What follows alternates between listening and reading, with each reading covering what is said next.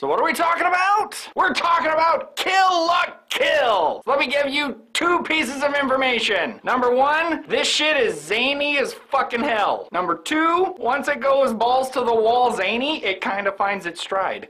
Kill la Kill. And her scissor blade is the shit. That thing's pretty badass. I want a scissor blade. Better than the fucking keyblade. That's right, I said it.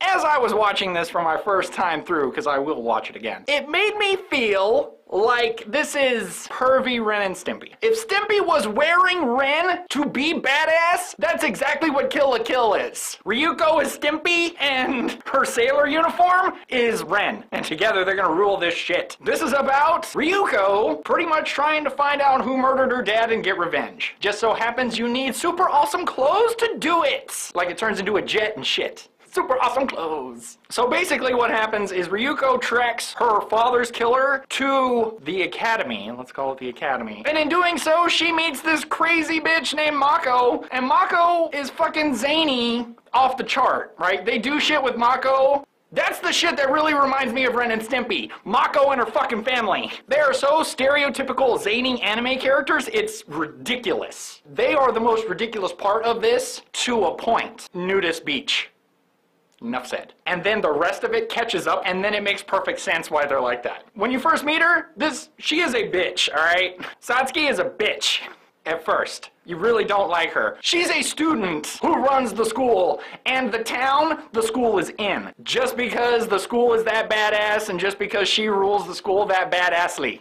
That's right, I said it. And she has goons, and they're around her, and Ryuko just kind of shows up and picks a fight with her, which kind of impresses her a little bit. She's still like, you're beneath me, because she's that kind of a bitch, but the fact that she has the balls to just call her out like that really gets her interested, so she kind of wants to play along with Ryuko's revenge scheme, because that's what it is, it's a revenge scheme. And as part of her revenge scheme kind of falls flat on its face, she kind of stereotypically finds the thing that makes her badass in this sailor uniform, which she dubs Senketsu. And Senketsu is, you know, pretty awesome for a blouse and a skirt. Because that's what he is. That kind of drinks your blood. He's like a cotton vampire. The cotton vampire she's wearing can turn to steel, which is nice. Plenty of costume changes, all of your characters, because it's an ensemble type show. There really is one main character, but the rest of them are in it enough. It's an ensemble type show. There are plenty of side characters. I don't need to go into all of them. You will meet them all. They're wacky and well done. And especially the leader of Nudist Beach. Don't worry, you'll find out what that is. Everybody in the show goes through at least 3 costume changes, which is nice. It's nice to see secondary characters go through shit too. With your main character, it really builds the relationship and it builds good character development for side characters, which is nice. And since it is an anime show about transforming into clothes, I really appreciate everybody getting a Sailor Scout transformation animation, because that's what happens, and they all get one, and sometimes you get 3 at once, and that was awesome. It's all bananas. It's bananas and awesome. It's like a banana split. It's got bananas in it, but is delicious. The thing that really makes this series interesting is you kind of know where it's going, but at the same time, there's enough zane to all the conclusions that you're deriving for yourself to go, okay, that's kind of what I was thinking, but that's a nice fucking bonkers-ass way to do it. Because that's what happens. They're all bonkers about everything that's stereotypical, so it feels fresh. Because, you know, man's destiny was influenced by our living fabric. Because that's not weird. What do you mean my skirt can turn into a jet? Doesn't yours? The very first episode, at the end of it, you don't know what to think. Because it hasn't sucked you in yet. Because you haven't got enough of the world. At very first glance, let's call it first glance, this world is like so bizarre and unnecessary. And would kind of tune you off to it if you didn't keep going. You have to keep going, and then it kind of invests you in it, which is good and bad, because if they sold you on the first episode, that would be great. But since they don't, and it has to grow on you, I find it's a more enjoyable experience that way, because you don't know how you feel about it at first. So you have to keep watching it to really understand your own perception of it. Wow, that was deep. They pretty much give you backstory on everybody, which is nice, in relatively short order, which is also nice. Whenever they're dealing with that specific character, that's when you get the backstory on that specific character, which is nice. That way the backstory is fresh and in your mind when they're dealing with consequences, which is good. Probably my favorite episode is when Mako becomes president of the Fight Club. That episode's the shit. That episode is great. Mako as president of the Fight Club is such a well-rounded, goofy character for no fucking reason, and her stats are amazing. Kill la Kill is super fast, right? You have to be on it, because they are whipping that information right at your face. And considering how fast it is, it's told very well. It's intriguing. It's fucking bonkers for no reason, but it's still being done well. You want to know why this fucking high school is fucking insane, because it fucking is. You want to know why they have these uniforms that give you sort of magical powers called Goku uniforms.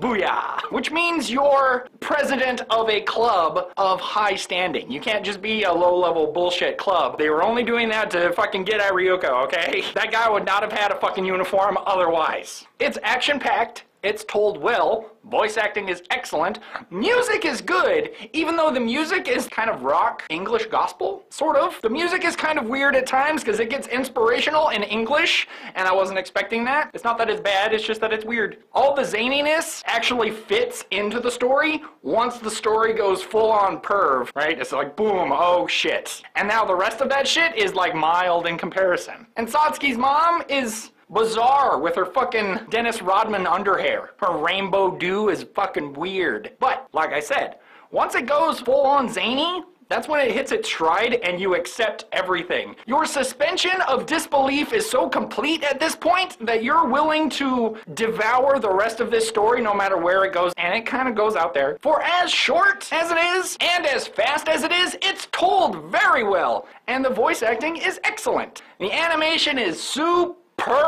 The animation is this half-finished, super gritty animation at times. Not all the times, because sometimes it's very polished and looks very neat. But at other times, it's like purposefully half-done. And I really like the purposefully half-done look to it. They're totally doing it on purpose. It's not like they ran out of time and was like, oh shit, let's just fucking put it out there. No, no, no. They really had a plan, and it shows. My official rating and my unofficial rating system, totally watch-worthy. You should check it out. I dare say, own-worthy. Absolutely. It's being released in English very soon. If you want to wait, go for it. If you don't want to wait, go for it. Just check it out. You'll thank me. And if not, you'll be confused enough to watch it again and then possibly thank me later. Guess what, folks? It's on Netflix, and I'm pretty sure it's on Hulu and Crunchyroll as well. Check it out. This is AniView by Dave. I, of course, am Dave. If you have any questions, comments, confusions, suggestions, put them below, and I will get back to you. Don't forget to like and subscribe. And don't forget about AniJam coming up in August. I'll see you there.